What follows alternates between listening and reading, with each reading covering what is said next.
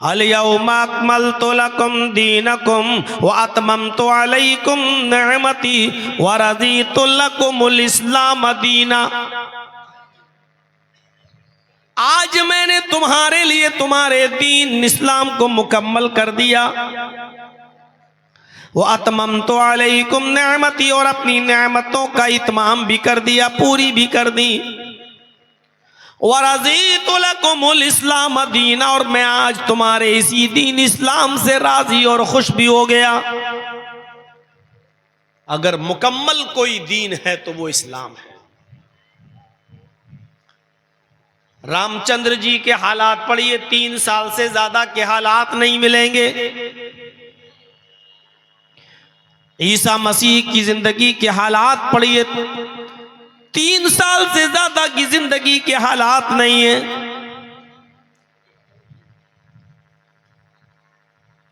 मुकम्मल तौर पर कोई ऐसा दीन और मजहब नहीं जो अपने आप को पेश कर सके कि जिंदगी के हर शोबे के अंदर मेरी हेल्प लो।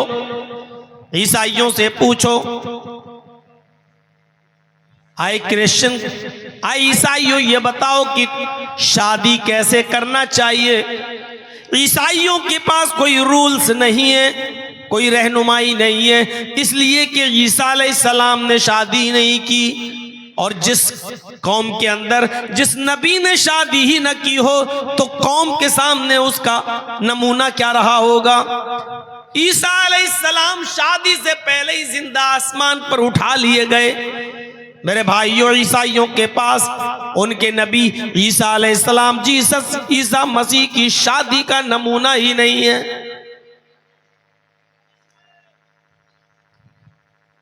किसी की बीवी उम्र में अगर उससे बड़ी है तो बड़ी उम्र की बीवी के साथ कैसे रहो? इस्लाम तुम्हें इसका जवाब देगा। मुहम्मदुर रसूलुल्लाह की सुन्नत बताएगी और नबी अकरम की सीरत चीख चीख कर कहेगी, अगर उम्र में तुमसे तुम्हारी बीवी बड़ी है तो वैसे रहो जैसे मैं खदीजा के साथ रहा करता था। देखो मेरी उम्र 25 और खदीजा की उम्र 40 थी और मैंने निकाह किया है, और देख लीजिए पूरी जिंदगी इस बड़ी उम्र की बीवी के साथ मेरा निबाह ऐसा हुआ, मेरा गुजर बसर ऐसा हुआ कि जब तक खदीजा जिंदा रही मैंने दूसरा निकाह नहीं किया। अगर किसी की बीवी उम्र में छोटी है, अपनी छोटी बीवी के साथ वो उम्र में कैसे रहे? तो नबी की सीरत तुम्हें चीख चीख कर बताएगी, अल्लाह के रसूल की जिंदगी गवाही देगी, वैसे रहो जैसे मैं जनाब मोहम्मद रसूलुल्लाह सल्लल्लाहु अलैहि वसल्लम अपनी बीवी हजरत आयशा के साथ रहा करता हूँ। पूरी जिंदगी मैंने आयशा के साथ किस तरीके से गुजारी। उनकी उम्र हमसे इतनी कम थी कि मेरी उम्र 54 साल और हजरत आयशा की उम्र 9 साल।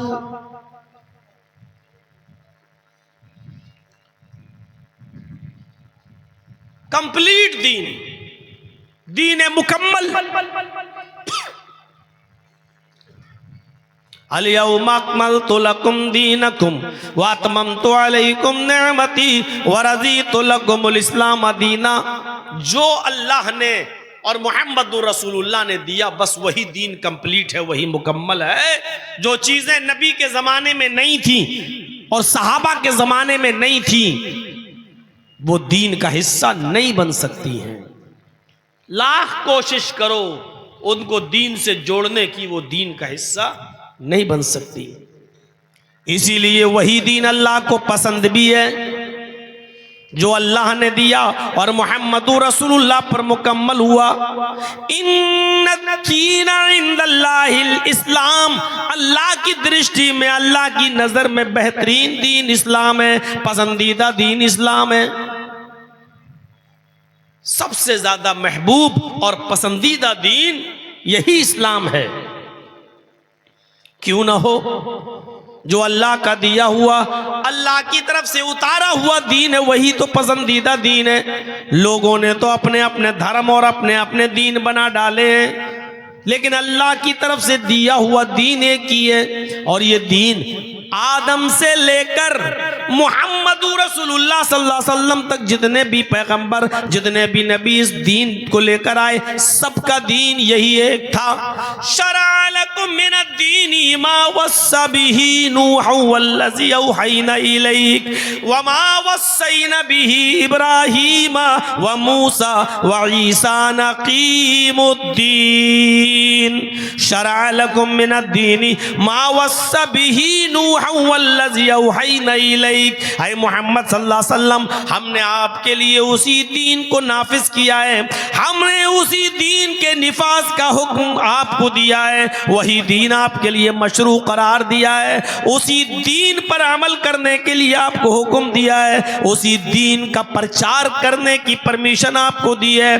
जो दीन आपसे पहले हमने नूह को देकर भेजा था, जिसकी वही मैंने आपकी तरफ की थी, जिसका पैगाम मैंने आपको दिया था, वो दीन जो आपसे पहले नूह लेकर आए थे, और नूह के बाद वही दीन इब्राहिम को देकर भेजा था, मूसा को देकर भेजा था और ईसा को देकर भेजा था। वमा वस्सैना बिही इब्राहिम व मूसा व ईसा नक़ीमुद्दीन। यानी आए मोहम्मद सल्लल्लाहु अलैहि वसल्लम, आप कोई नया धर्म और कोई नया दीन लेकर दुनिया में नहीं गए हो। आपसे पहले यही दीन नूह लेकर गए थे, यही दीन इब्राहिम लेकर गए थे, यही दीन मूसा और ईसा भी लेकर गए थे। जितने भी नबियों को हमने आपसे पहले दुनिया में भेजा, सबका यही दीन था। दीन एक ही है, अल्लाह का दिया हुआ दीन एक ही है, और वो सबका दीन है। अपने अपने बनाए हुए दीनों पर और धर्मों पर जरा नजर डालो। कुरान हमें बताता है कि सबका दीन एक है, इसलिए सब धर्मों में कलमा भी एक है। कुल या अहलल किताबी तालौ इला कलिमतिन सवाइम बैनना व बैनकुम अल्ला नअबुदा इल्लल्लाह। ऐ मोहम्मद सल्लल्लाहु अलैहि वसल्लम, कह दो इन यहूदियों से, कह दो इन ईसाइयों से, कह दो अन्य धर्म वालों से, कह दो अहले किताब से, आए अहले किताब, आए यहूदो नसारा, आओ एक ऐसे कलमे की तरफ जो हमारे और तुम्हारे दरमियान बराबर है, आओ एक ऐसे मूल मंत्र की तरफ जो हमारे और तुम्हारे दरमियान बराबर है। एक ऐसे कलमे की तरफ आओ जो हमारा और तुम्हारा दोनों का एक है। देखिए कुरान ने साफ कह दिया, सबका दीन एक, इसलिए कलमा भी सबका एक। अपने अपने धर्मों को जांचो, परखो और इस कसौटी पर लाओ कि सबका कलमा एक है। और वो सबका कलमा क्या है? अल्लाह नअबुदा इल्लल्लाह, कि अल्लाह के अलावा हमारा कोई माबूद नहीं। हम इबादत करेंगे तो सिर्फ एक अल्लाह की इबादत करेंगे, एक अल्लाह ही को अपना माबूद और मसजूद जानेंगे, एक अल्लाह के अलावा हमारा कोई माबूद नहीं। अल्लाह नअबुदा इल्लल्लाह, हमारा माबूद सिर्फ एक अल्लाह है, हम इबादत सिर्फ अल्लाह की करते हैं। ये सबके दरमियान और सारे धर्मों का यही मूल मंत्र था कि एक अल्लाह के अलावा कोई माबूद नहीं। और ये मूल मंत्र मौजूद है तौरात, जिसको ओल्ड टेस्टामेंट कहते हैं, और इंजील जिसको न्यू टेस्टामेंट कहते हैं, दोनों को मिलाकर इंजी बाइबल कहलाती है। बाइबल, आप ओल्ड टेस्टामेंट देखें नहीं, तौरात, गॉड इज वन, अल्लाह एक है। इंजील पढ़ें, new testament, there is no God but God is only one. कोई खुदा नहीं है, सिर्फ एक है। थोड़ा सा और आगे बढ़ें,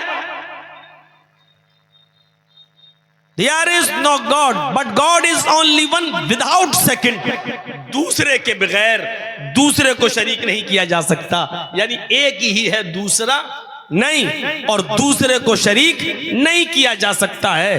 तौरात, जबूर, इंजील, न्यू टेस्टामेंट, ओल्ड टेस्टामेंट, सबके अंदर ये लिखा हुआ है। यही तो कुरान कहता है, ला इलाहा इल्लल्लाह, कोई है ही नहीं इल्लल्लाह, सिवाय एक अल्लाह के।